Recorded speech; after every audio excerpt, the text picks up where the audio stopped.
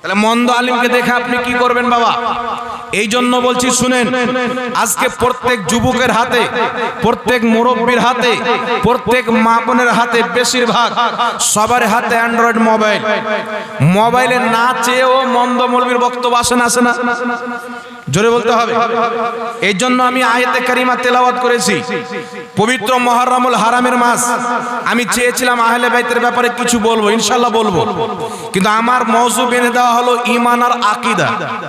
একটু লক্ষ্য করে শুনেন বাবা, একজন ব্যক্তি যদি 5 ওয়াক্তের নামাজ পড়ে আমরা মনে করি কি মুসলমান, ঠিক না বেটি?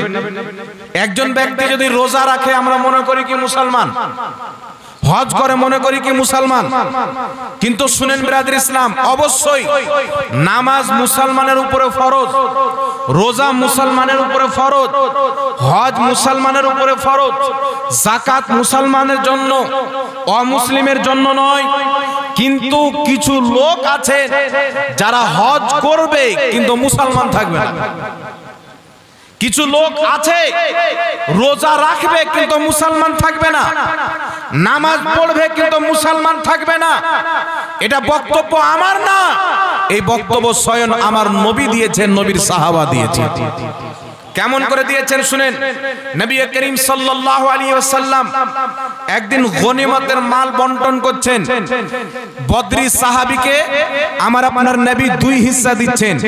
যারা বদরের যুদ্ধতে উপস্থিত ছিলেন, লড়াই করেছিলেন, তাদেরকে আমার আপনার নবী 2 হিস্সা দিচ্ছেন। যিনারা বদরের যুদ্ধতে ছিলেন না তাদেরকে 1 হিস্সা দিচ্ছেন। একজন ব্যক্তি বলছেন, ইয়া রাসূলুল্লাহ ইদিল, হে আল্লাহর রাসূল ইনসাফ করেন, ইত্তাকিল্লাহ, আল্লাহকে ভয় করেন। আমার নবী বন্টন করছেন, বলেন তো আমার নবীর বন্টন করা ভুল হতে পারে? এই জোরে বলেন, ভুল হতে পারে? জি, মার্কেটে কিছু ডুপ্লিকেট মৌলবি বেরিয়েছে, মন্দ আলিম। তারা বলছে যে আল্লাহর নবী সাল্লাল্লাহু আলাইহি সাল্লামের কোনো ডিগ্রি ছিল না, তাই তিনার ভুল হয়েছে। আমাদের অনেক ডিগ্রি আছে, আমাদের ভুল হবে না। এ বলেন তো এ কোন কোম্পানির গাঁজা খায়? আমার নবীর একটাই ডিগ্রি সারা পৃথিবীর ডিগ্রির উপরে ভারী, নবুয়ত। এই যে নবুয়তের ডিগ্রি সারা পৃথিবীর ডিগ্রির উপরে ভারী, তাই আল্লাহর সৃষ্টিতে সর্বশ্রেষ্ঠ হচ্ছে নবীগণ। জোরে বলেন সুবহানাল্লাহ। আগে নবীগণ, পরে ফেরেশতা, আগে নবীগণ, পরে সাহাবা, আগে নবীগণ, পরে আহলে বাইত। আল্লাহর পরে সবচাইতে উঁচু মর্যাদা হচ্ছেন আম্বিয়ায়ে কেরামের, আর নবীগণের মধ্যে সবচাইতে উঁচু শান নবী মুহাম্মদ রাসূলুল্লাহ। জোরে বলেন সুবহানাল্লাহ। আর এ বলছে আল্লাহর নবীর ডিগ্রি ছিল না তাই ওনার ভুল হয়েছে। আমাদের ডিগ্রি আছে, আমাদের ভুল হবে না। কথাটা চিন্তা করেন বিরাদর ইসলাম। এটা সুস্থ মস্তিষ্কের ব্যক্তি বলতে পারে, যার মস্তিষ্কে বিগাড় ধরেছে ওই ব্যক্তি বলবে। ওকে আমাদের ঝাড়খণ্ডের রাঁচিতে ভর্তি করতে হবে কি হবে না? সেখানেও যদি না হয় ভারতের সবচাইতে বড় পাগলাখানা আগ্রাতে ভর্তি করতে হবে। তাই বিরাদর ইসলাম শুনেন, আমি আপনাদের সম্মুখে যে আয়াতে কারিমাটি তেলাওয়াত করেছিলাম ঈমানের সাথে জড়িত, আকীদার সাথে জড়িত। আমার আপনার নবী কি বলেছেন আগে এই কথাটা বুঝতে হবে। প্রত্যেক নামাজি মুসলমান হয় না, প্রত্যেক হজ যাত্রী মুসলমান হয় না। আপনি বলবেন হুজুর হজ করতে আসছে তো মুসলমান কেন নয়? আমি আপনাকে বলছি শুনেন, হযরতে আলী রাদিয়াল্লাহু তাআলা আনহু বলছেন, কি বলছেন, যে এই যে হাজরে আসওয়াদ যেটাকে সবাই চুমন দেয় হজ করতে গিয়ে, কাবা ঘরের একটা কোণারে লাগা আছে, সেই হাজরে আসওয়াদের ব্যাপারে হযরতে আলী কাররামাল্লাহু ওয়াজহুল কারীম বলছেন, কিয়ামতের ময়দানে এই হাজরে আসওয়াদ ঈমানদারদের ঈমানের সাক্ষী দিবে আর কাফিরদের কুফরির সাক্ষী দিবে। বেশক বেশক, বহুত খুব। ঈমানদারের ঈমানের সাক্ষী দিবে, কাফিরের কুফরির সাক্ষী দিবে। এখন প্রশ্ন করেন, ইয়া হযরতে আলী, আর হযরতে আলী কে ছিলেন? নবী বলছেন আনা মদিনাতুল ইলম, ওয়া আলিউন বাবুহা, আমি জ্ঞানের শহর, আলী হচ্ছে তার দরওয়াজা। যাতা মনে করিয়েন না। হযরত ওমর ফারুকের কাছে কোনো যখন ফয়সালা আসতেন, হযরতে আলীর কাছে পরামর্শ নিয়ে হাল করতেন, কারণ হযরতে আলী অনেক মহাজ্ঞানী ব্যক্তি ছিলেন। আল্লাহু আকবার কবীরা। তিনি বলছেন হযরত আসওয়াদ কিয়ামতের ময়দানে ঈমানদারদের ঈমানের সাক্ষী দিবে, কাফিরদের কুফরির সাক্ষী দিবে। এখন প্রশ্ন হলো, মক্কাতে তো কাফিরদের যাওয়া নিষেধ, মক্কাতে মুশরিকদের পরিবেশ নিষেধ, তাহলে কি করে মক্কাতে মুশরিক তো যায় না, তাহলে এই যে হযরত আসওয়াদ কিয়ামতে কার সাক্ষী দিবে? তো কাবাতে মুশরিক মুশরিক সেজে যেতে পারে না, কাবাতে কাফির কাফির সেজে যেতে পারে না, কিন্তু কাফির মুসলমান লেবাস ধারণ করে যায়, ইসলামিক লেবাস ধারণ করে যায়। মুসলমানও গিয়ে চুমন দেয়, কাফিরও গিয়ে চুমন দেয়। তাহলে হজ করতে তো কাফির যায় না। তো হযরত আসওয়াদ বলবে, শোনো, যেই ব্যক্তির অন্তরে নবী মুস্তাফার মোহাব্বত রয়েছে, আলে নবীর মোহাব্বত রয়েছে, যার অন্তরে ঈমান আছে, কিয়ামতের ময়দানে যেই ব্যক্তি আমাকে ঈমানের মুখে চুমন দিয়েছে, আমি তার ঈমানের সাক্ষী দিব। যেই ব্যক্তি হজ করে, বলে নবী লিখতে জানতো না। যেই ব্যক্তি যাকাত দেয়, বলে নবী পড়তে জানতো না। যেই ব্যক্তি হজ করে, বলে নবী আমাদের মতো মানুষ ছিল।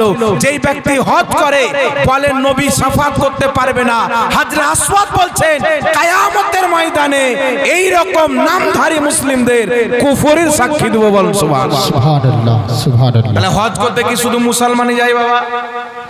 এক ধরনের মুসলমান আছে, আচ্ছা বলেন তো, এক ধরনের মুসলমান আছে বলছে যে হজ করতে গিয়ে মদিনা যাওয়ার প্রয়োজন নাই।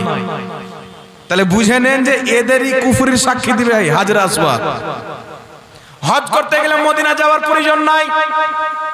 মৌলভী বলছে দুনিয়ার সবচাইতে বড় মন্দির হলো নবীর রওজা, নাউজুবিল্লাহ বলে।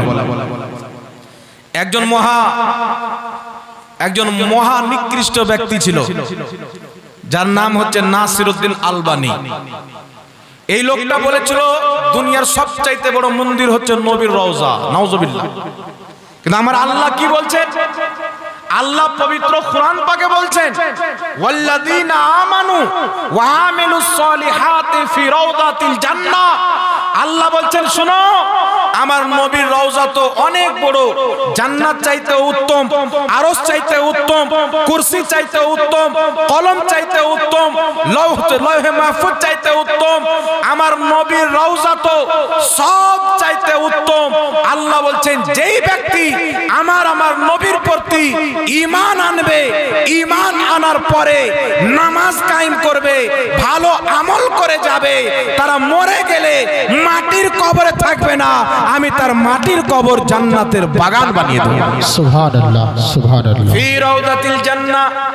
আমার নবীর প্রতি যারা ঈমান এনে ভালো কর্ম করে মারা যাবে, আল্লাহ বলছেন ফি রাউদাতিল জান্নাহ, তারা জান্নাতের বাগানে থাকবে, আমি তাদের কবরটাকে জান্নাতের বাগান বানিয়ে দিব।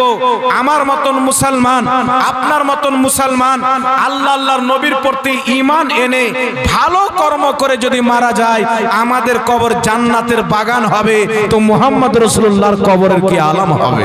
সুবহানাল্লাহ। আমার নবীর কবর কেমন হবে? উঠান মিশকাত শরীফ, নবী পাক সাল্লাল্লাহু আলাইহি সাল্লামের কবর কেমন? প্রত্যেকদিন সকালবেলা ৭৭,০০০ ফেরেশতা আকাশ থেকে আমার নবীর রওজাতে অবতরণ করেন। প্রত্যেকদিন সকাল এবং সন্ধ্যা ৭৭,০০০ ফেরেশতা আসে, নিজের ডানাতে নবীর রওজাকে হাওয়া করে এবং নবী মুস্তাফার প্রতি দুরূদ ও সালাম পাঠ করে। জোরে বলুন সুবহানাল্লাহ। এটা নবীর রওজা। আর এইদিকে লোক বলছে কি, এ মৌলভী বলছে মদিনা যাওয়ার প্রয়োজন নাই, আর আমার নবী বলছেন কি, মান সারা কবরি ওয়াজাবাত লাহু শাফাতি, যেই ব্যক্তি আমার কবরের জিয়ারত করলো, আমার শাফাত তার জন্য ওয়াজিব হয়ে গেল। জোরে বলতে হবে সুবহানাল্লাহ। তাহলে কি বোঝা গেল বাবা? কেউ যদি নবীর রওজাকে মন্দির মনে করে ঈমান থাকবে, কিন্তু হজ তো করছে, তাহলে বুঝা কি গেল? মুসলমান ভেসে বেঈমান হজ করে, তার বেঈমানের সাক্ষী হাজরে আসওয়াদ কিয়ামতের ময়দানে দিবে। আর আশিকানে মুস্তাফা নবী রওজা পর্যন্ত যায়, তাদের ঈমানের সাক্ষী কিয়ামতের ময়দানে হাজরে আসওয়াদ দিবে। জোরে বল সুবহানাল্লাহ। তাহলে কি বুঝা গেল? হাজি দুই প্রকারের হয়, একটা বিনা ঈমানওয়ালা, একটা হচ্ছে ঈমানওয়ালা। কথা বুঝে এসছে তো বাবা? আরে এমন কোন মুসলমান হতে পারে যে হজ করতে যাবে আর নবী রওজা যাবে না? ওর মতন বোকা লোক কেউ হতে পারে? পাগল লোক হতে পারে? আরে যারা আশিক হবে তারা বলবে, শুনো, হজ করতে এসেছি মক্কায়, অন্তর পড়ে আছে মদিনায়। আমি আছি মক্কাতে, আমার কলব আছে মদিনাতে। একজন নবী মুস্তাফার আশিক মক্কাতে যাক, আকসাতে যাক, যে কোন জায়গাতে থাকে, তার মনটা নবীর রওজাতে পড়ে। সুবহানাল্লাহ, নারে তাকবীর, নারে রিসালাত।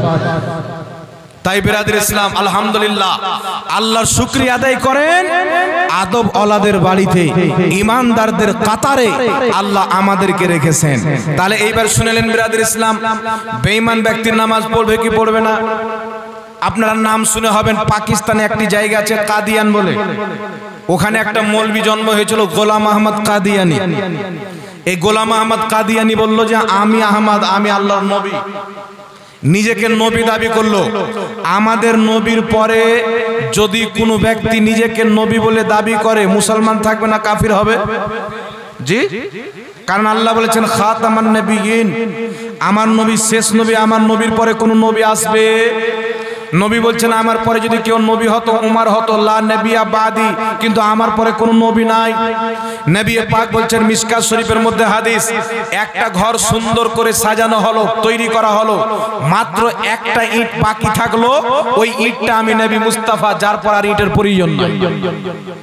তো আমার আর কিয়ামতের উদাহরণ হলো, ওই ঘরের ইট হচ্ছে আমি মুস্তাফা, আমি চলে এসেছি, আর কওরির আসার প্রয়োজন নাই। জোরে বলেন সুবহানাল্লাহ। তাহলে গোলাম আহমদ কাদিয়ানি কি বলল? যে আমি নবী। তাহলে ওই ব্যক্তি নিজে কাফির, আর ওয়াকে যারা ফলো করবে তারা কি হবে? তারাও কাফির হবে কি হবে না?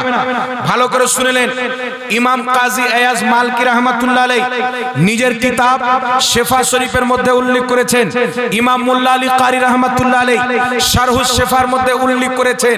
কি উল্লেখ করেছেন? সমস্ত মুসলমানদের ইজমা আছে, ঐক্যমত আছে, 1450 বছর থেকে নিয়ে আজ পর্যন্ত, আজ থেকে নিয়ে কিয়ামতের সকাল পর্যন্ত যতই মুসলমান হবে, সকলের ইজমা হলো নবী পাকের শান ও মানে চুল পরিমাণে গুস্তাকি হচ্ছে কুফরি, আর তার কুফরিতে সন্দেহ করনে ওয়ালাও কাফির হবে। বেশক কোন ব্যক্তি যদি নবীর শান মানে চুল পরিমাণে আঘাত করে, কুটুক্তি করে, নবীর অপমাননা করে, তাওহীন করে, সমস্ত মুসলমানের ঐক্যমত ওই ব্যক্তি কাফির হবে। তাকে যারা কাফির বলবে না তারাও কাফির হবে। কেউ যদি আবু জেহেলকে কাফির না বলে তো কি হবে? জোরে বলেন। আবু লাহাবকে যদি কাফির না বলে মুসলমান থাকবে? কাফিরকে কাফির বলা, ঈমানদারকে ঈমানদার বলা হচ্ছে ঈমানের পরিচয়। কিছু গোপাল ভালো বক্তা বেরিয়েছে বাবা, পোল্ট্রি মুরগির মতো, বলছে আপনার বাড়ির পাশে যদি হিন্দু থাকে তাকেও অমুসলিম, মানে তাকেও মুশরিক কাফির বলা যাবে না। কেন? বলছে মরার আগে যদি কলমা পড়ে মুসলমান হয়ে যায়। চিন্তা করছেন? তাহলে তোমার আম্মাকে আম্মা বলিও না, হতে পারে কিছুদিন পর করির সাথে পালিয়ে যায়, নাকি বলে? কলকাতা কলকাতা বলিও না, হয়তো কিছুদিন পর দিল্লি হয়ে যেতে পারে, নাকি? বিজেপি সরকার এসে হয়তো নাম চেঞ্জ করে ওরা সরকার করতে পারে কি পারে না? তো এইগুলো মূর্খ জাহিল বক্তা, এদের শরীয়ত সম্পর্কে কোনো জ্ঞান নাই। আল্লাহর কোরআন, পবিত্র কোরআনে সূরা মুমিনুন মানে নাম রেখেছেন, সূরা মুমিন আছে না নাই? এই কোরআনের মধ্যে সূরা কাফিরুন আছে না নাই?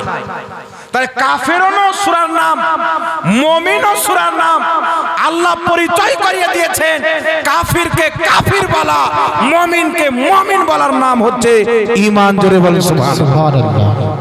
কেউ যদি ইয়াজিদকে মানে আমিরুল মুমিনিন মানে আর বলে হুসেন কো মানি, তাহলে মনে করবেন যে হচ্ছে মুনাফিক। যে অন্তরে হুসেন থাকবে ওই অন্তরে ইয়াজিদ থাকবে, যে অন্তরে ইয়াজিদ থাকবে ওই অন্তরে হুসেন থাকবে না। যে অন্তরে আবু বকর সিদ্দিক থাকবে আবু জেহেল থাকবে না, যে অন্তরে আবু জেহেল থাকবে আবু বকর সিদ্দিক থাকতে পারে। কিন্তু কিছু নামধারী ডুপ্লিকেট মৌলবি আছে না নাই, বলছে ইয়াজিদ রাহমাতুল্লাহ আলাইহি পাক্কা মুসলমান ছিলেন, মনে হচ্ছে ওর আব্বার ভাইয়ের চাচা। জি, বলছে ইয়াজিদ বিন মুআবিয়া রাদিয়াল্লাহু তাআলা আনহু, মানে ইয়াজিদের ঘুট্টি সানা খেতে খুব ভালো লাগে। এই জন্য সুন্নি যদি মুহররমে জালসা করে বিদআত, খিচড়ি করে বিদআত, খাওয়া দাওয়ার ব্যবস্থা করলে বিদআত। এই খিচড়ি খাওয়া চলবে না, মুহররমের জালসা করা চলবে না। কেন চলবে না? ওর মধ্যে ইয়াজিদের রক্ত ভরা আছে। হুসাইনের মোহাব্বত যদি থাকতো, আহলে বাইতের জিকির ব্যতীত মুহররমুল হারামের মাস মুমিনদের যাপন হয় না। জোরে বলুন সুবহানাল্লাহ। মুহররম আসবার হুসাইনের জিকির হবে না, মুহররম আসবার নবীর আলের জিকির হবে না। আজকে ইয়াজিদকে পাক্কা মুসলমান বলে, ইয়াজিদকে আমিরুল মুমিনিন বলো, ইয়াজিদকে রাহমাতুল্লাহ রাদিয়াল্লাহু আনহু বলো। কান খুলে শুনে নাও, তোমাদের ঈমান থাকতে পারে না। কারণ আল্লাহ পাক পবিত্র কোরআন পাকে ইরশাদ করেছেন, কুল লা আসআলুকুম আলাইহি আজরান ইল্লাল মাওয়াদ্দাতা ফিল কুরবা। আল্লাহ বলছেন, মাহবুব পৃথিবীকে বলে দাও, আমি তোমাদের কাছে কিছুই বদলা চাই না। নামাজ আমি নবী নিয়ে এসে দিয়েছি, বদলা চাই না। রোজা আমি দিয়েছি, বদলা চাই না। হজ আমার দরবার থেকে পেয়েছো, বদলা চাই না। যাকাত আমার দরবার থেকে পেয়েছো, বদলা চাই না। নবী মুস্তাফা বলছেন, ঈমানকে পৌঁছে দেওয়ার জন্য আমার যুদ্ধের ময়দানে দান্দানে মুবারক শহীদ করা হয়েছে, এই রক্তের বদলা কিছুই চাই না। তয়েফের মাটিতে আমার শরীর দিয়ে রক্ত বের করা হয়েছে, আমি তার বদলা চাই না। আল্লাহ বলছেন, মাহবুব তুমি কিছুই চেও না, ইল্লাল মাওয়াদ্দাতা ফিল কুরবা, কিন্তু তোমার আহলে বাইতের মুহাব্বত চাও। সুবহানাল্লাহ। নারে তাকবীর, নারে রিসালাত, শুহাদায়ে কারবলা, নারে তাকবীর, নারে রিসালাত। আল্লাহ বলছেন, মাহবুব जिसे मिला जो मिला तेरे मुस्तफा से मिला। वाह खुदा, खुदा का यही है दर, नहीं और कोई मफर मकर। जो वहां से हो यही आके हो, जो यहाँ नहीं वो वहां नहीं। बहुत लोग बोलते चाहे আল্লাহ ডাইরেক্ট শুনে তো ওসিলার কি প্রয়োজন? আল্লাহ ডাইরেক্ট শুনে তো ওসিলা নিয়ে কি করব? আল্লাহ ডাইরেক্ট দিতে পারে, ডাইরেক্ট শুনতে পারে, তো ওসিলার কি প্রয়োজন? তো বেটা যখন জ্বর হচ্ছে তখন ডাইরেক্ট ডাক্তারের কাছে কেন যাচ্ছ? ডাইরেক্ট আল্লাহর কাছে ওষুধ যাও না, কি বলে? বলছে আল্লাহ ডাইরেক্ট দিতে পারে, আর তুমি যাচ্ছ আল্লাহওয়ালাদের মাজারে, তাদের ওসিলা নবীর ওসিলা দিয়ে দোয়া করছো। এটা একবারে হারাম হবে, শিরক হবে, অমুক হবে, ধমুক হবে। তো আমি বললাম আল্লাহ ডাইরেক্ট যখন দিতে পারে, তো একটা জিনিস দেখাও যে আল্লাহ ডাইরেক্ট দিয়েছে। এমন কোন জিনিস আছে যে আল্লাহ ডাইরেক্ট দিয়েছে? বাবা, আপনাকে যে আল্লাহ পাঠিয়েছেন ডাইরেক্ট, নামাজ আল্লাহ ডাইরেক্ট দিয়েছেন, রোজা ডাইরেক্ট দিয়েছেন, তো সমস্ত জিনিস আল্লাহ ডাইরেক্ট দিতে পারে, এটা আমাদের ঈমান। ডাইরেক্ট দিতে পারে, কিন্তু আল্লাহ নবীর ওসিলা ব্যতীত কিছুই দেয়নি। জোরে বলেন সুবহানাল্লাহ, সুবহানাল্লাহ। নবীর ওসিলা ছাড়া আল্লাহ কিছুই দেয়নি। তাই পৃথিবীতে মুসলমানের নামাজ কবুল হবে না যদি মুস্তাফার ওসিলা না নেয়। এখানে উলামায়ে কেরাম বসে আছেন, আমরা নামাজে তাশাহুদ পড়ি কি পড়ি না? তাশাহুদ যখন আমরা পড়ি, আসসালামু আলাইকা আইয়ুহান নবী, হে নবী আপনার প্রতি সালাম, পড়ি কি পড়ি না? জি, কেউ যদি বলে আমি এই সালামটা পড়বো না, নামাজ হবে? বলেন হুজুরা বসে আছেন, নামাজ হবে না। তাশাহুদের প্রত্যেকটা অক্ষর পড়া ওয়াজিব। কেউ যদি একটা অক্ষর বাদ দিয়ে দেয় তার নামাজ হবে না। তো পুরো নবীর সালাম তো দূরে থাক, তাহলে কি বোঝা গেল? আল্লাহর সর্বশ্রেষ্ঠ ইবাদত নামাজ, অতক্ষণ পর্যন্ত নামাজ হবে না যতক্ষণ পর্যন্ত মুস্তাফার দুরুদের ওসিলা হবে না। আর কি নিবেন? আর কিছু বাকি থাকছে বাবা? নামাজ তো আফজালুল ইবাদত, তাহলে আর তো কিছু বাকি থাকছে না। তাই আলা হযরত ইমাম আহলে সুন্নাত বলছেন ওয়া খুদা খুদা কা यही है दर नहीं और कोई मफर मकर जो वहां से हो यही आके हो जो यहां नहीं वो वहां नहीं। बेशक নামাজ ফরজ হয়েছে আল্লাহর কাছ থেকে, উম্মত পেয়েছে মুস্তাফার কাছ থেকে। রোজা ফরজ হয়েছে আল্লাহর দরবার থেকে, উম্মত পেয়েছে মুস্তাফার দরবার থেকে। সুবহানাল্লাহ। হজ ও যাকাত ফরজ হয়েছে আল্লাহর দরবার থেকে, উম্মত পেয়েছে মুস্তাফার দরবার থেকে। তো যেটা আল্লাহর দরবারে হয় নবীর দরবার এসেই হয়, যেটা নবীর দরবারে হয় না আল্লাহও নিজের দরবারে চাই না। বলেন সুবহানাল্লাহ। সুবহানাল্লাহ। তাহলে কেউ যদি বলে নবী বাদ দিয়ে দেবো আল্লাহর কাছে চলে যাব, আল্লাহ বলছে দরকার নাই, এইরকম আশা লাগবে না। কারণ সবচাইতে বড় আমানত, সবচাইতে বড় সম্পদ, যেটা রিসালতের চাইতে বড়, ওটা হচ্ছে তাওহীদ। আল্লাহর একত্ববাদীকে বিশ্বাস করা, এটা সবচাইতে বড় মূল্যবান ধন। কথা বুঝে এসছে বাবা? একটু আমার দিকে লক্ষ্য করেন। আল্লাহকে এক মানা, আল্লাহকে এক মানা, ওয়াহদাহু লা শারীক মানা, এটা সবচাইতে মূল্যবান ধন। কথা বুঝে এসছে আপনাদের? তো আল্লাহ পাক যে এক, আচ্ছা বলেন তো আল্লাহ ডাইরেক্ট বলতে পারতো না যে আমি এক? পারতো কি পারতো? জোরে বলে। আল্লাহ ডাইরেক্ট বলতে পারতেন আমি এক, কিন্তু মহান রব্বুল আলামিন এই জাতিকে, সারা পৃথিবীকে যখন নিজের তাওহীদ দিবেন, আল্লাহ বলছেন কুল হুয়াল্লাহু আহাদ, মাহবুব তুমি বলো আল্লাহ এক। বেশক। তো আল্লাহ তুমি ডাইরেক্ট বলে দিতেন যে আনা আহাদ, আমি এক, কিন্তু আল্লাহ বলছেন কোন নবী তুমি বলো। আল্লাহ বলছেন মাহবুব যারা ডাইরেক্ট আমাকে এক মানবে, নমরুদ ও ফিরআউন হয়ে যেতে পারে, কিন্তু তোমার রিসালতের জবানকে বিশ্বাস করে তোমার প্রতি ঈমান এনে তোমার মুখে শুনে যারা আমাকে এক মানবে তারাই হবে মুসলমান। জোরে বলেন সুবহানাল্লাহ। আল্লাহ চাই না যে আপনি ডাইরেক্ট বলেন আল্লাহ এক, আল্লাহ চাচ্ছে আমার মুস্তাফার জবান সে শুনে বল। কারণ মুফতি যখন ফতোয়া দেয় যে কালকে ঈদের নামাজ হবে, তো মুফতি সাহেব শুনে ফতোয়া দেয় নাকি? দুজন ব্যক্তি গিয়ে বলছেন হুজুর কালকে ঈদের নামাজ ঘোষণা করেন, 29 তারিখ আছেন। হুজুর বলছেন ঈদের নামাজ ঘোষণা করবো, চাঁদ কি তোমরা দেখেছো? না শুনেছি। তাহলে মুফতি সাহেব বলো ভাও এখান থেকে, টাইম পাস করতে চলেছ নাকি বলে? আবার দুজন এসে দেখেছো, বলছে শুনেছি, চলবে না। এইবার দুজন ব্যক্তি এসে বলছেন হুজুর কালকে ঈদের নামাজ আপনি ফাইনাল করেন, ফতোয়া দিয়ে ছেড়ে দেন, আপনার রেজিস্টারে রেখে দেন। তোমরা কি চাঁদ দেখেছো? বলছে হ্যাঁ দেখেছি। তাহলে মুফতি সাহেব কি করবে? ওই দুটার নাম নিয়ে ফতোয়া দিয়ে দিবে যে কালকে ঈদের নামাজ হবে, আর করার প্রয়োজন নাই।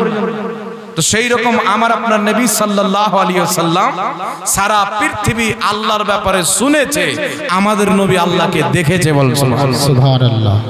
সারা পৃথিবী শুনেছে, আমাদের নবী আল্লাহকে দেখেছেন। তো ব্রাদার ইসলাম এটা বলে দেবো আগে।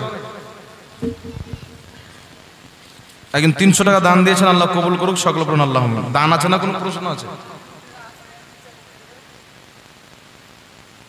এটা ইংলিশে লিখেছে নাকি লাউড স্পিকারে? ঈদের নামাজ বা জুমার নামাজ পড়া যাবে কি দয়া করে জানাবেন। মৃত্যু ব্যক্তির জন্য 40 দিনে 40 চাহারম করা যাবে কি দয়া করে জানাবেন। তারপরে বিড়ি গুল এগুলো খাওয়া যাবে কি? এটা কি আছে? আকিকা না খিফা কি আছে? এটা আকিকা 6 দিনে,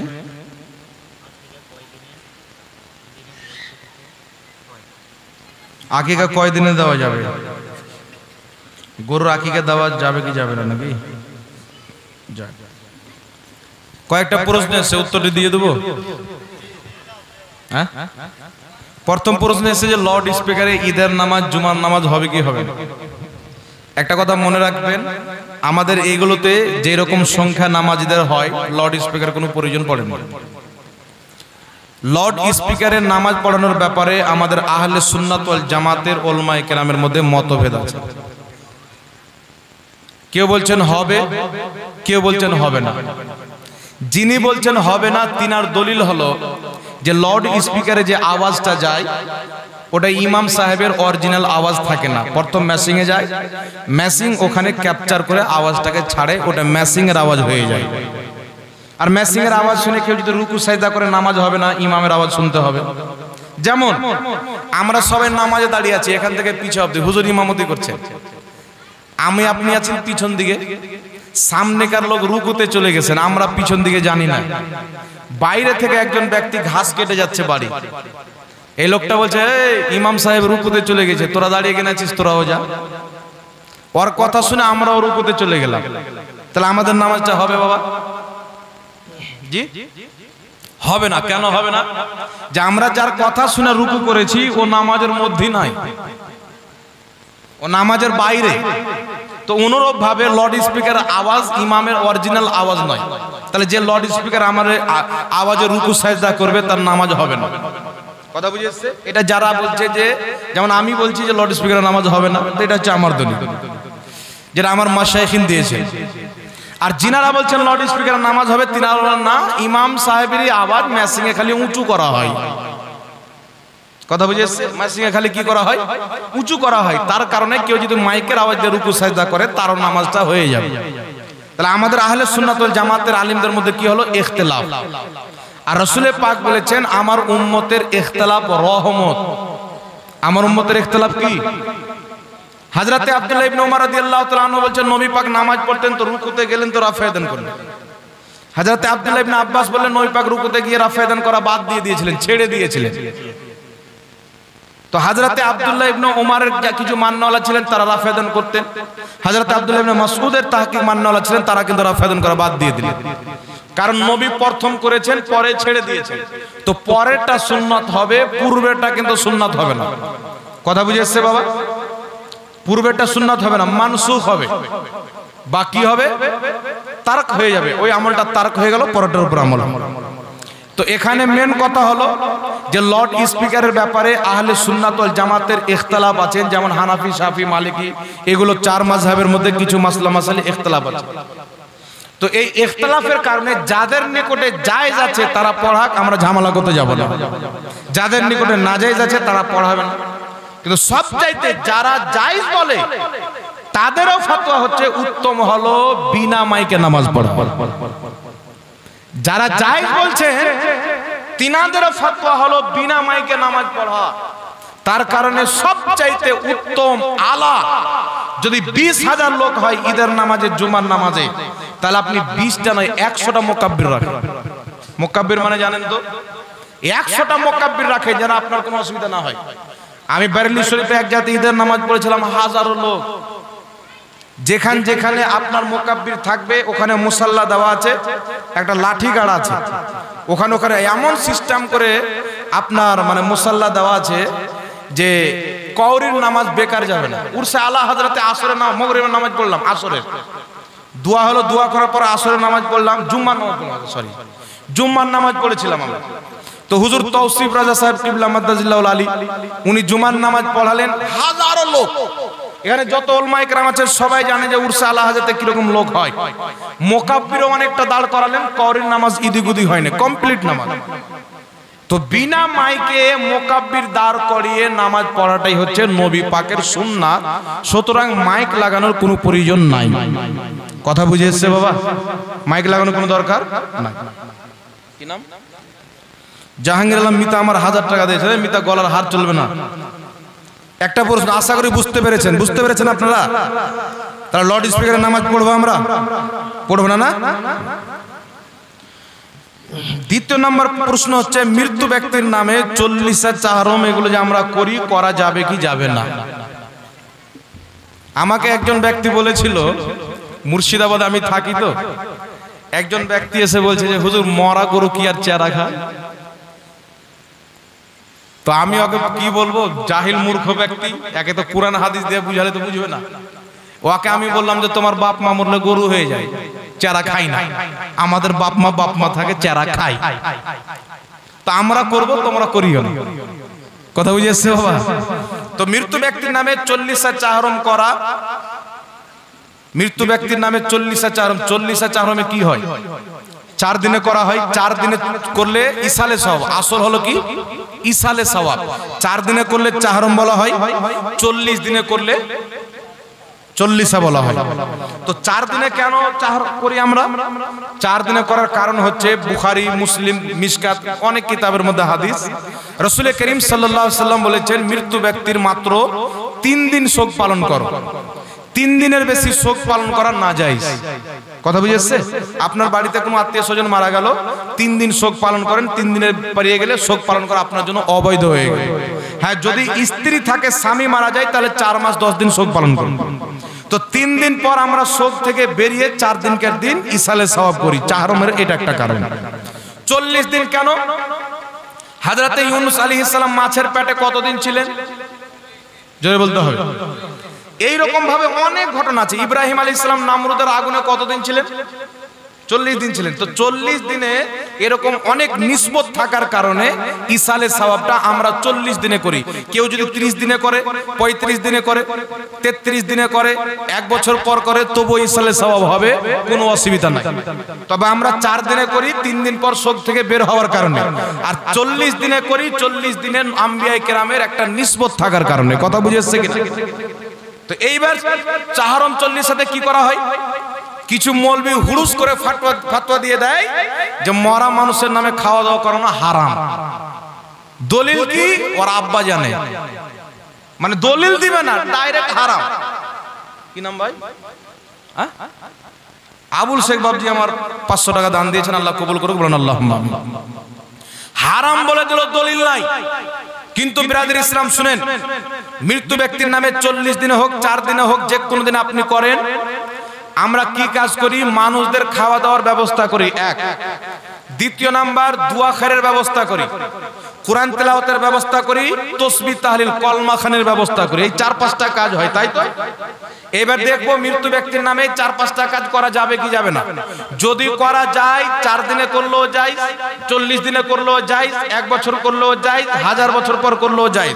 আর যদি না জায়েজ হয়, তাহলে 1 দিনে করলেও না জায়েজ। কথা বুঝেছি? তো মৃত্যু ব্যক্তির নামে কোরআন তেলাওয়াত করা যাবে কি যাবে না? তার পক্ষ থেকে, মৃত্যু ব্যক্তির পক্ষ থেকে কোরআন তেলাওয়াত করা যাবে। হযরতে আলী রাদিয়াল্লাহু তাআলা আনহু বলেন, ইমাম জালালউদ্দিন সিয়ুতি রাহমাতুল্লাহ আলাইহি শারহুস সুদুর কিতাবের মধ্যে হাদিসটি উল্লেখ করেছেন, এবং ফাতওয়া শামির মধ্যে ইমাম ইবনে আবিদিন শামি রাহমাতুল্লাহ আলাইহি হাদিসটি নিয়ে এসেছেন। হাদিসটি কি? হযরতে আলী রাদিয়াল্লাহু তাআলা আনহু বর্ণনা করেন যে তোমরা যখন কোনো কবরস্থানের পাশে দিয়ে অতিক্রম করবে, তো সেই কবরস্থানের পাশে 11 বার সূরা ইখলাস পাঠ করবে। কুল হুয়াল্লাহু আহাদ কি পাঠ করবে? 11 বার সূরা ইখলাস পাঠ করবে। তো ওই মৃত্যু ব্যক্তির সংখ্যা বরাবর পড়নেওয়ালাকে নেকি পাওয়া যাবে। বলেন সুবহানাল্লাহ। শারহুস সুদুর মধ্যে ইমাম জালালউদ্দিন সিয়ুতি আরো হাদিস নিয়েছেন। আনসার সাহাবায়ে কেরামের জামানায় যখন কোনো ব্যক্তি মারা যেত, আনসার সাহাবীরা তার কবরের পাশে গিয়ে কোরআন তেলাওয়াত করত। জোরে বলেন সুবহানাল্লাহ। আরেকটা হাদিস শুনালেন মাজমাউ জাওয়াইদের মধ্যে হাদিস।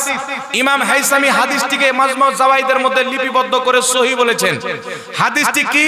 বিশ্ববিখ্যাত তাবেঈ হযরতে লজলজ রাহমাতুল্লাহ আলাইহি, তিনার পিতা তিনাকে নসিহত করছেন, বেটা আমি যখন মারা যাব, তো আমাকে কবরস্থ করার পর আমার পায়ের দিকে সূরা বাকারার প্রথম অংশ তেলাওয়াত করবে, আর মাথার দিকে শেষ অংশ তেলাওয়াত করবে।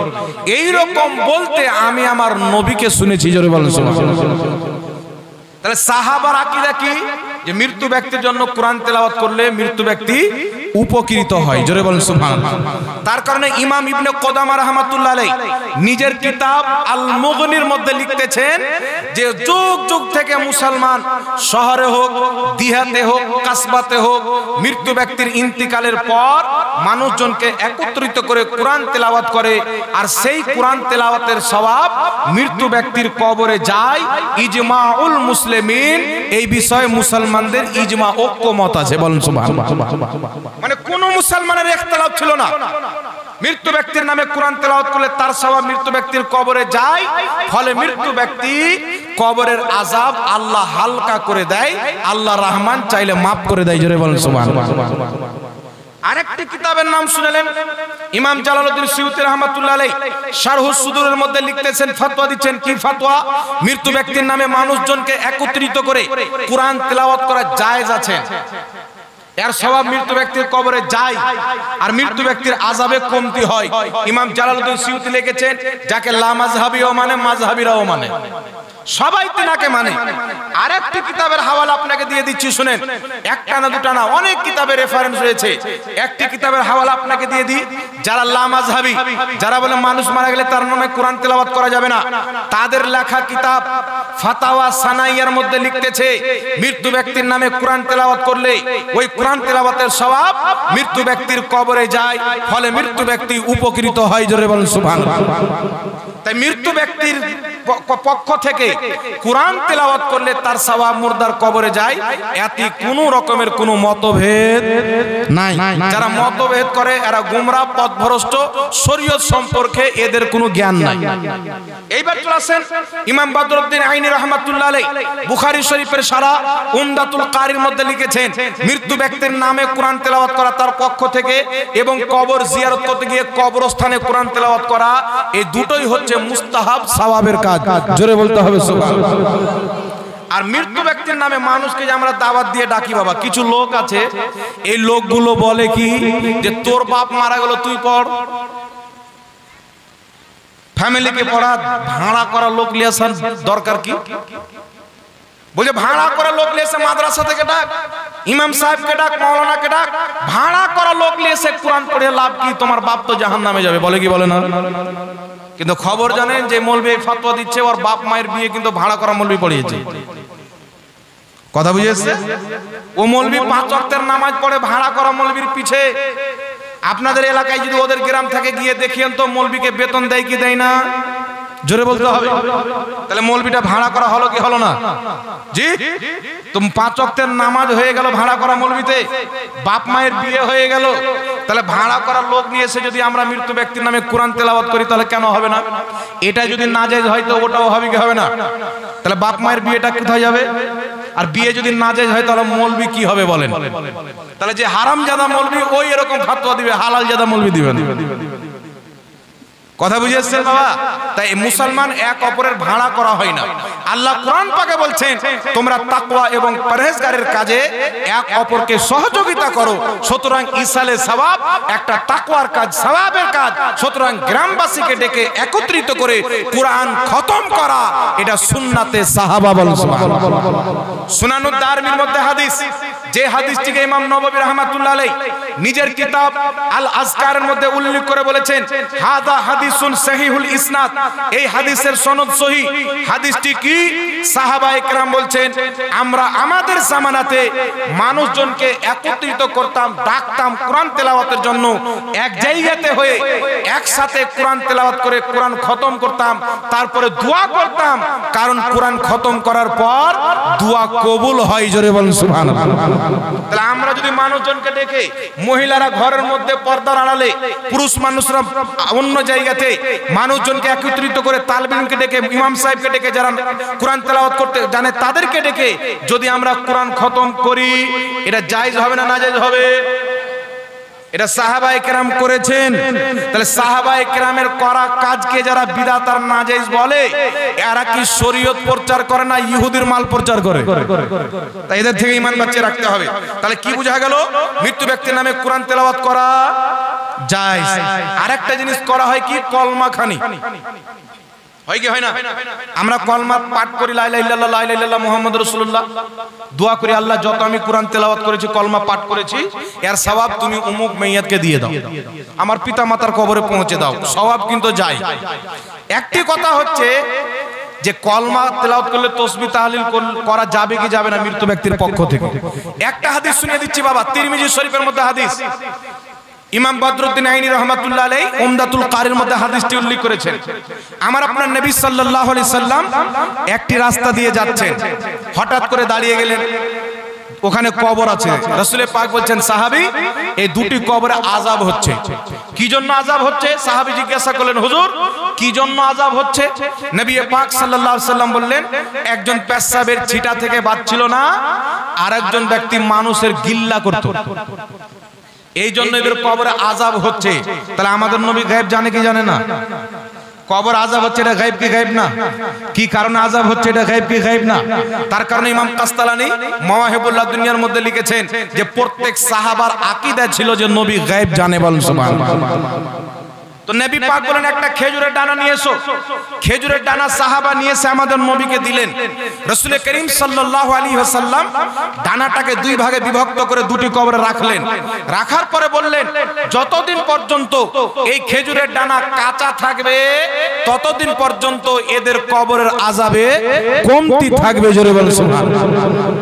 এখানে একটা বুঝার কথা আছে বাবা, যতদিন খেজুরের ডানা কাঁচা থাকবে ততদিন কেন কমতি থাকবে? আমার নবী যদি দোয়া করে দিতেন, আল্লাহ এরা যা করেছে গুনাহ করেছে, আমি নবী দুয়ার বরকতে তুমি মাফ করে দাও, কিয়ামত পর্যন্ত জান্নাতি হয়ে যাবে, কিয়ামত পর্যন্ত আযাব উঠে যেত।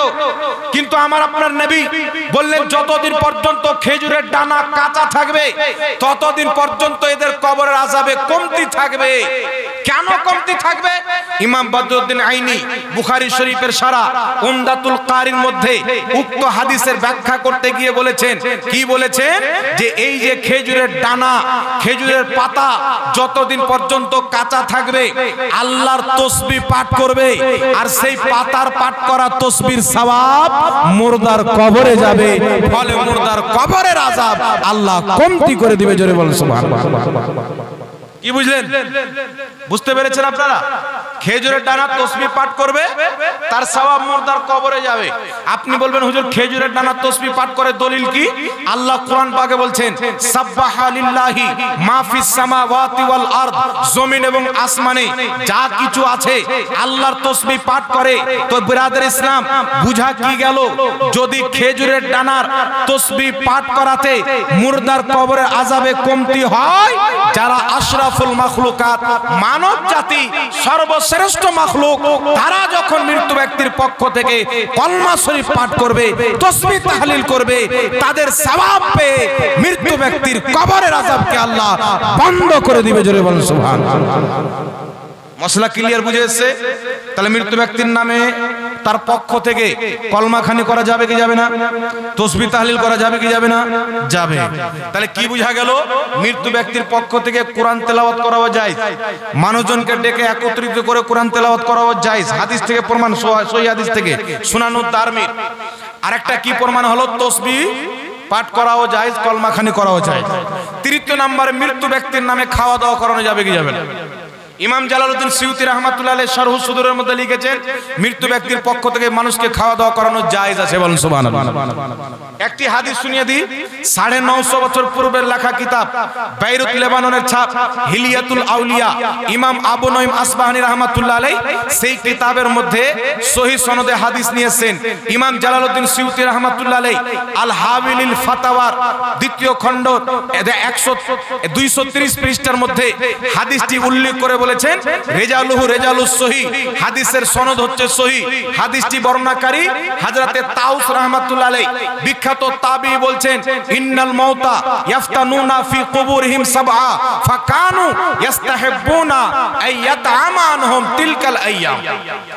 বিশ্ববিখ্যাত তাবী বলছেন যে আমাদের জামানায় যখন কোনো মানুষ মারা যেত আমাদের ধারণা ছিল যে 7 দিন পর্যন্ত মানুষ কবরে অসহায় থাকে, তাই আমরা মৃত্যু ব্যক্তির নামে 7 দিন পর্যন্ত মানুষকে খাওয়া দাওয়া করাতাম। জোরে বলতে হবে সুবহানাল্লাহ। আর একটু জোরে হবে না সুবহানাল্লাহ? তাই মৃত্যু ব্যক্তির পক্ষ থেকে খাওয়া দাওয়া করানো যায়। এক কথা, যেইগুলো কাজে নেকি আছে প্রত্যেকটা কাজ করে জীবিত ব্যক্তি তার সওয়াব মৃত্যু ব্যক্তির নামে ইসাল করতে পারে। আপনি হজ করতে গেলেন, আমার মা বাপের পক্ষ থেকে হজ করব, আপনি করলেন হজ, নিয়ত করেছেন মা বাপের পক্ষ থেকে, সওয়াব হজের আপনার মা বাপের কবরে আল্লাহ পৌঁছে দিবে। বলেন সুবহানাল্লাহ। আপনি রোজা রাখছেন, আল্লাহ আমি মা বাপের পক্ষ থেকে রোজা রাখছি, আপনার মা বাপের রোজা রাখা হয়ে যাবে। আপনি দেখছেন আমার মায়ের কিছু রোজা নামাজ কাজা ছিল, আমি তার পক্ষ থেকে আদায় করে দিই, তাহলে সেই নামাজটা আদায় করা হবে, রোজাটা আদায় হয়ে যাবে। সুতরাং মৃত্যু ব্যক্তির পক্ষ থেকে যে কোনো নেকির কাজ জীবিত ব্যক্তি করে তার সওয়াব মুর্দার কবরে ইসাল করবে, ফলে মৃত্যু ব্যক্তি কবরে শান্তি পাবে। জোরে বলেন সুবহানাল্লাহ। কিন্তু শয়তান তো আর শুধু আগুনের নাই, মানুষ রূপেও শয়তান আছে, মৌলবি রূপেও শয়তান আছে। কিছু আগাছা মৌলবি বেরিয়েছে, ডেড ফেল মৌলবি, ঘুমটাওয়ালা। ও ডেড ফেল হয়ে গেছে, মানে চাল চলন চরিত্র মহিলার মতো। জি, কোন পুরুষের জন্য মহিলার মতো করা হারাম। কোন পুরুষ যদি মনে করে আমি মহিলার মতন চুল ছাড়বো, হারাম। মহিলার মতন করে হাঁটবো, হারাম। আর কোন মহিলা যদি মনে করে আমি পুরুষের মতন হব, জিন্স প্যান্ট পরবো একদম, আর চুলগুলো ছোট ছোট করে স্টাইল করে কাটবো, তো ওই পুরুষের মতন হওয়া হারাম। কথা বুঝে শিখ আছে না বাবা? ওর উপর লানাত নাজিল হয়। তো এই যে ঘুমটা দেখছেন না, এমনি এক এক সময়তে কেউ দিয়ে দিল, আলাদা ব্যাপার। আর এটাকে একবারে লেবাস বানিয়ে নেওয়া, অভ্যেস করে নেওয়া, এটা কিন্তু শরীয়তে সুন্নাত না। এটা নবীর সুন্নাত টুপিকে ঢেকে দেওয়া আর বাপের সুন্নাতকে চালু করা, এটা হচ্ছে বিদআত। তো এই ঘুমটাওয়ালা বিদাতীদের বক্তব্য শুনবেন না। আর যদি চলে আসে কমেন্টে একটা শয়তান বলে পার করিয়ে দিবেন। কথা বুঝে এসছে কিনা? তাহলে মৃত্যু ব্যক্তির নামে কোরআন শরীফ তেলাওয়াত করা যাবে কি যাবে না? জোরে বলতে হবে। তাসবিহ তাহলিল, খাওয়া দাওয়া করানো, দলিল আপনারা পেয়েছেন কি পাননি? তাই 4 দিনে 40 দিনে যে কোনো দিনে করেন, এটা শুধু জায়েজ নয়, বরং আপনাকে করতে হবে যদি চান আমার মায়ের কবর আযাব হালকা। আর যেই মৌলবি বলে এগুলো করা হারাম, ওদের লাগবে না, ওরা জানে করলো জাহান্নাম, না করলো জাহান্নাম, তো খরচ করে লাভটা কি? কথা বুঝে ঠিক আছে না?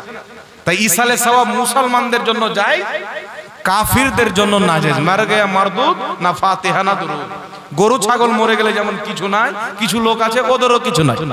কিন্তু সাহাবার মা মারা গেছেন, মায়ের নামে কুয়া দান করেছেন, মায়ের নামে টাকা দান করেছেন, পিতামাতার নামে খাওয়া দাওয়া করিয়েছেন।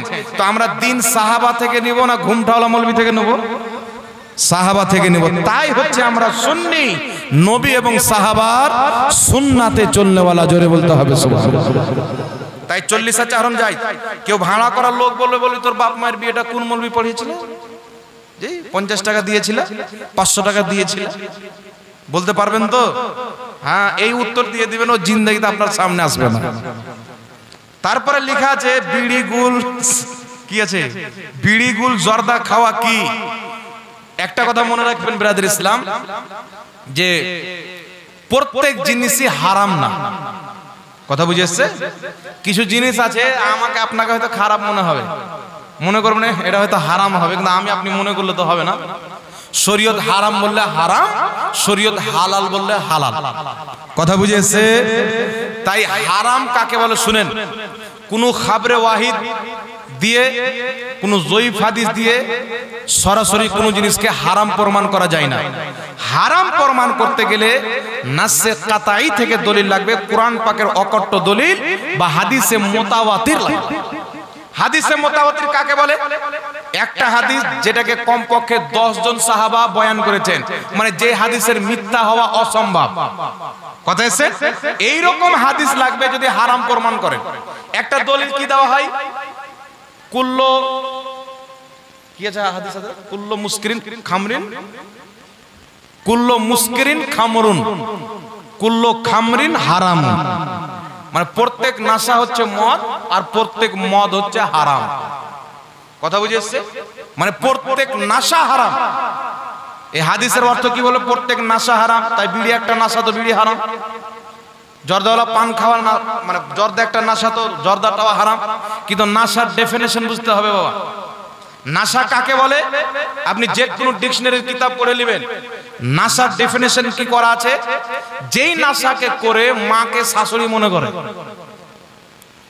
বুঝতে পেরেছেন? নাশা একে বলা হয়। আব্বাকে খালু মনে করে, ট্রাক্টরকে বউ মনে করে। এই ধরনের প্রত্যেক নাশা হচ্ছে হারাম। কথা বুঝে এসছে?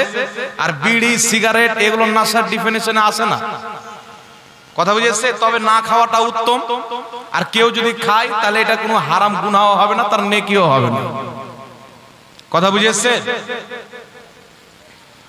আরেকটা প্রশ্ন করা হয়েছে, কোনো কিছু ছুটে গেলে আবার লিখে দিতে পারেন, অসুবিধা নাই। আরেকটা প্রশ্ন, এটা কি বলেছিলেন নিচেরটা? আকিকা কয় দিনে? আকিকা 7 দিনে দেওয়া হচ্ছে সুন্নাত। না পারলে 21 দিনে দিবে। যদি না পারলে বছর হয়ে গেছে হুজুর দিব, তাও দিলে দিতে পারে, কোনো অসুবিধা নাই। কথা বুঝে এসছে? কিন্তু সবচেয়ে উত্তম হচ্ছে 7 দিনে। আর 7 দিন পারিয়ে গেলে আকিকা হয় না, এটা হচ্ছে গাঁজাখড়ি ফতোয়া। আকিকা কুরবানির মতন নয় যে 3 দিনই হবে আর 3 দিন পারিয়ে গেলে আর হবে না, মানে কুরবানির 10 তারিখ 11 তারিখ 12 তারিখ হবে, 13 চলে আসলে তারপর থেকে আর কুরবানি হবে না, এরকম নয়। আকিকা 7 দিনে দেওয়া সুন্নাত, না পারলেন 21 দিনে দিবেন। সবচেয়ে উত্তম 7 দিনে বাচ্চার মাথাকে নাড়া করবেন। নাড়া মানে জানেন তো, টাকলা। হ্যাঁ, নাড়া করার পর ওর চুলটিকে সোনা বা চাঁদি দিয়ে ওজন করবেন। ওজন করার পরে ওই সোনাটা মাদ্রাসায় দিয়ে দিবেন। ফকির এখন নাই। ফকির মিসকিন কাকে বলে জানেন? যার থাকারই বাড়ি নাই। আর এখন যে ভিক চেয়ে বেড়াচ্ছে আর বাড়ি হচ্ছে 20 লাখ টাকা খরচ করে,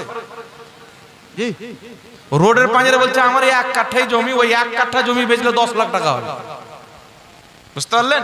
তাহলে ও আর মিসকিন থাকলো, যার থাকারও জায়গা নেই, পরনে একটাই কাপড়, দ্বিতীয় কোনো কাপড় নেই, ওকে মিসকিন বলা হয়। এরকম লোক আছে। তবুও কেউ যদি খুব গরিব থাকে, আজকের জামানায় যাকে আমরা গরিব মনে করি, ওদেরও সহযোগিতা করবেন। তবে সবচেয়ে বেস্ট গরিব মিসকিনকে দিবেন। আর মাদ্রাসাকে সবচেয়ে বেশি লক্ষ্য রাখবেন, কারণ আমাদের মাদ্রাসায় সরকার থেকে ফান্ডিং আসে না। এখন কিছু ওয়াহাবি মৌলবি নেমেছে ময়দানে, এরা কি ফতোয়া দেয় জানেন? যে জাকাতের টাকা মাদ্রাসায় দেওয়া হারাম, ফেতরার টাকা মাদ্রাসায় যাওয়া হারাম, কারণ ওদের তো মাদ্রাসায় প্রয়োজন নাই। আমেরিকার ডলার আছে, ইসরায়েলের ডলার আছে, এই জানে যে এটা হারাম করে দেবো, তো সুন্নিদের মাদ্রাসায় দান যাবে না, এদের মাদ্রাসা বন, সুন্নি মৌলবি হওয়া বন, আমরা এমনিতে ইসলাম ধ্বংস করে দেব। এত সহজ জি, ব্যারাম উঠে যাবে ইনশাল্লাহ। বলতে চালু করলে ব্যারাম উঠে। আর জাহাঙ্গীর যেদিন থেকে ইউটিউবে এসে ব্যারাম উঠে গেছে, মানে হজম কোথায় করবে আর খুঁজে পাই না, বলবে ইমাল ঝাড়খণ্ড থেকে কোথায় থেকে চলে আসে। তো আমি কিছু নাই, আলহামদুলিল্লাহ আমার পীর ও মুর্শিদ হুজুর তাজুল শরিয়ার ফয়জান আল্লাহর দেন, বলুন সুবহানাল্লাহ। আল্লাহ সকলের মহব্বতকে কবুল করুক। তা আকিকা আলহামদুলিল্লাহ বুঝতে পেরেছেন তো আপনারা? আপনারা গ্রামে আকিকা দিবেন, সবচেয়ে একটা ভালো পদ্ধতি বলে দেবো আপনারাকে, যদি চান তো বলে দেবো। জানি না এখানে হবে কি হবে না, আমার বলা ঠিক হচ্ছে কি হয় না, তো আমি বলে দিচ্ছি। সবচাইতে বেস্ট হচ্ছে আপনাদের মাদ্রাসায় যখন জালসা হয় ওই টাইমে আকিকাটা দিয়ে, বুঝতে পারছেন কথা? ওই টাইমে আকিকাটা দিবেন। তাহলে যদি 20টা লোক যদি ওই টাইমে 20টা গরু আকিকা দেয়, তাহলে কি করবেন? অর্ধেক করে গোশ মাদ্রাসাতে দিয়ে দিবেন। তাহলে কি হবে? যে লোকজন খেয়ে নিবে আর মাদ্রাসার খরচও বেঁচে যাবে। কথা বুঝে শিখে আসিনি বাবা? কিন্তু জানি না আপনাদের এখানে সম্ভব হবে কি হবে না। মুর্শিদাবাদের অনেক মাদ্রাসা গোশ কিনতে হয় না, জালসাতে আসে, ওই লাইনে আকিকা দিল, সব গোশ পাঠিয়ে দিল, অতি জালসা কমপ্লিট। আসসালামু আলাইকুম। ওয়ালাইকুম আসসালাম ওয়া রাহমাতুল্লাহি ওয়া বারাকাতুহু। মাইয়াতকে মাটি দেওয়ার সময় এটা কি কোন মাওলানা যদি দাঁড়িয়ে মাটি দেওয়ার দোয়া পড়ে, সে দোয়া পার্শ্ব থেকে পড়া যাবে কি যাবে না? অবশ্যই যাবে, কেন যাবে? দেখো মাটি দেওয়ার সময়, আচ্ছা এখন আবার এটা ঝামেলা আছে, একটু শুনেলেন বাবা। এই ঝামেলা আছে, কিছু মৌলবি বেরিয়েছে বলছে মিনহা খলাকনাকুম বলে মাটি দেওয়া মানে নবীকে অপমান করা। এই এতদিন এবারটা কোন কুয়াতে লুকিয়েছিল? কুয়ার ব্যাং জি, মানে নতুন শরীয়ত নিয়েছে, নতুন আপডেট ইসরায়েল থেকে, তেল আবিব থেকে নিয়েছে। বলছে মিনহা খলাকনাকুম বলে মাটি দাও বিদাত। কি বলে মাটি দেবো? বলছে বিসমিল্লাহির রহমানির রহিম। বলছে মিনহা খলাকনাকুম দোয়া নয়, কোরআন পাকের আয়াত। তো কোরআন পাকের আয়াত কি দোয়া নয়? জি, হাজারো আয়াত আছে কোরআন পাকের দোয়া। তো বিসমিল্লাহির রহমানির রহিম কি এটা কোরআন পাকের আয়াত নাই? এটা কোরআন পাকের আয়াত আছে কি নাই জোরে বলেন? তাহলে বিসমিল্লাহ এটা আয়াত করলে যদি বিদাত হয়, তাহলে বিসমিল্লাহটাও তো কোরআন পাকের আয়াতের গাঁজা খো। এখন বলবে বিসমিল্লাহির রহমানির রহিম পড়ে মাটি দাও। তো বিসমিল্লাহির রহমানির রহিম আমরা পড়ি কি পড়ি না? শুরুতে বিসমিল্লাহির রহমানির রহিম পড়ি, তারপরে মিনহা খলাকনাকুম আয়াতটা পড়ি। তো আগে শুনেন, যারা এখন বিদাত বলে তারা সবাই নিজেকে বলে আহলে হাদিস, মানে হাদিস ওয়ালা। হাদিস কিনে বাড়িতে রাখলে হাদিস ওয়ালা, হাদিস আমল করনে ওয়ালা নয়। 10-20 খান হাদিসের কিতাব কিনে বাড়িতে রেখে দেন, আপনি হলেন আহলে হাদিস। আর যখন হাদিসের উপর আপনি আমল করবেন তখন হবেন আহলে সুন্নাত সুন্নি। হাদিসে আমল করার নাম হচ্ছে সুন্নি, হাদিস কিনে বাড়িতে রাখার নাম হচ্ছে আহলে হাদিস। কথা বুঝে শিখেছেন না বাবা? তাহলে আমল করলে জান্নাতে যাবে না, কিনে বাড়িতে রাখলে জান্নাতে যাবে? হ্যাঁ, কিনে নিলে হয়ে যেত। মানুষ কি করতো? টাকাটুকু উঠে 20 তলা মসজিদ করে রেখে দিত, কেউ নামাজ পড়তে আসতে না, জান্নাত চলে যেত।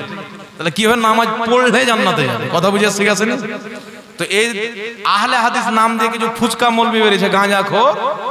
এরা মানুষকে বলে যে মিনহা খলাকনাকুম, বলে মাটি দেওয়া মানে নবীকে অপমান করা।